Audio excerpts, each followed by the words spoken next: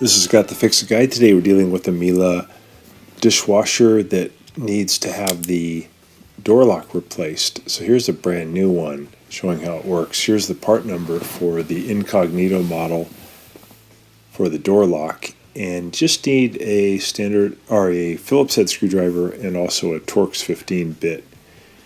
Here's how it works. So this is the open position, and then when the latch hits it, it locks in the upward position, holding it in. Sometimes the locks just don't work after a while. So in the incognito model, we're going to remove the outer door panel. These panels are usually designed to match the cabinetry in your kitchen. So we're just going to take out a few Phillips head screws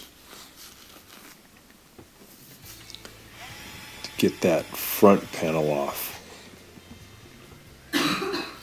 This door lock was purchased through eBay. It's about $50. I think if you go to Miele USA, you can get them brand new, and they're about $100. This one from eBay theoretically is brand new, looks brand new, but the ones from Miele USA for sure would be brand spanking new.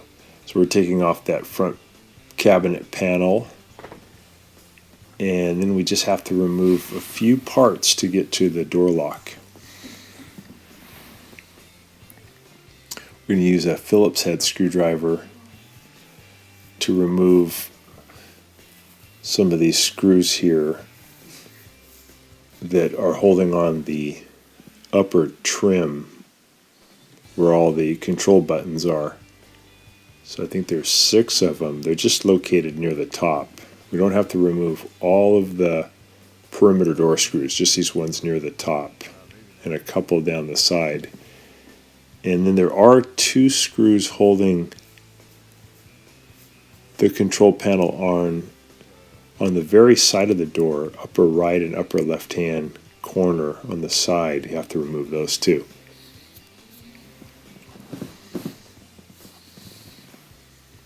These door locks are pretty tough, so if yours isn't working, you may want to just check the alignment of the dishwasher in the cabinet. Maybe it got pushed in too far, and the door is actually hitting something that's not allowing it to fully close. Could be the door lock though. In this one, it was always in the arm position. Now I'm lifting up on that trim piece that hides all the buttons in the control. So I'm just going to slide that up carefully, get that out of the way. Also a time where you can clean the lenses on this thing if yours have become fogged up or dirty. And now we'll take the Phillips head screwdriver and remove the 2 screws on the sides that are holding the control panel assembly in position. These screws are a little shorter than the other ones. So you got to remember during reassembly, the short ones go into the side.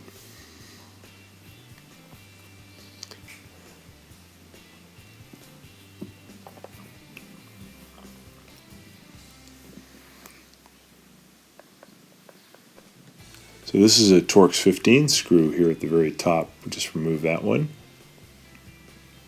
It's the only Torx 15 on this assembly for the door lock. It kind of holds the door lock in place. There's two screws that are holding it. One, a Torx 15, and the other one is a Phillips that comes in from the front. Just showing you with the new one kind of where that screw goes.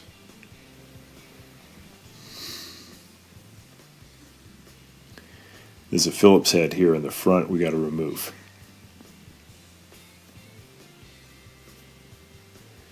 Once you get this screw out, you should be able to pull the whole console assembly out towards you. You have to lift up a little bit and pull it out towards you.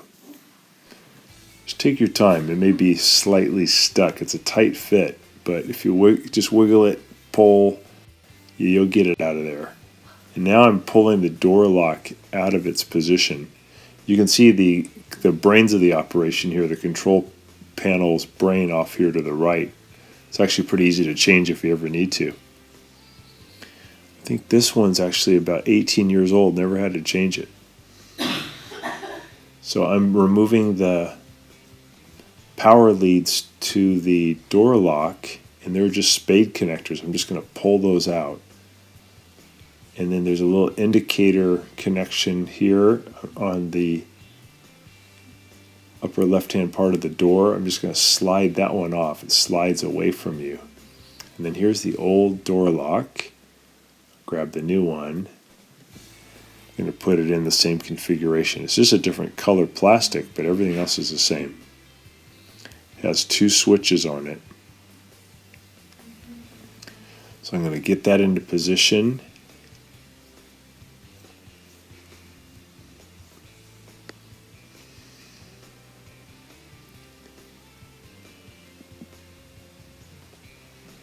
Just going to show you how it works.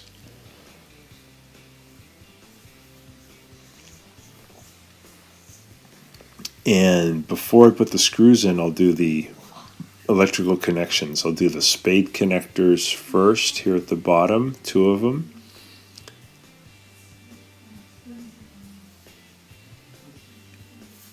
And then there's one little indicator light one. I need to slide this one back onto the circuit board. Just push it in, make sure it seats all the way. And I'm going to put a screw into the front. This is the Phillips head screw to kind of hold the lock in place during reassembly. So zip that in with a Phillips head screwdriver.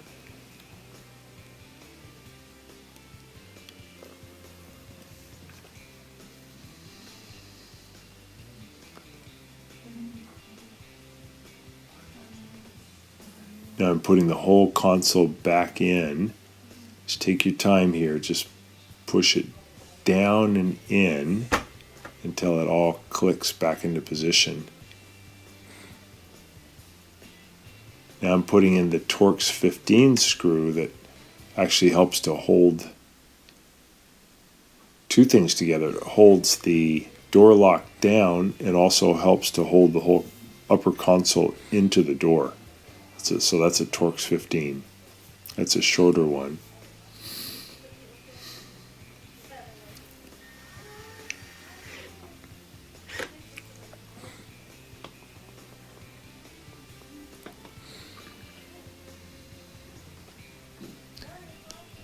So we're putting that trim piece back in. Just take your time here. If you look at it, it's got to slide over this little metal rim on the door, and just go slow. Slide it down, make sure it's all sitting flat, and we're going to add the Phillips head screws back in to hold that whole assembly in.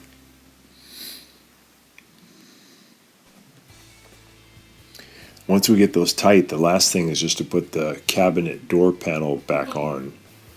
And we're not going to show it in this video because it's a little bit different depending on how yours is set up. But we're just putting those Phillips head screws in that hold that trim piece back on, and then we also have to put in the 2 small Phillips head screws that come in from the side and help hold the control panel in place. It's also very similar to the Bosch dishwasher, how you take the control out.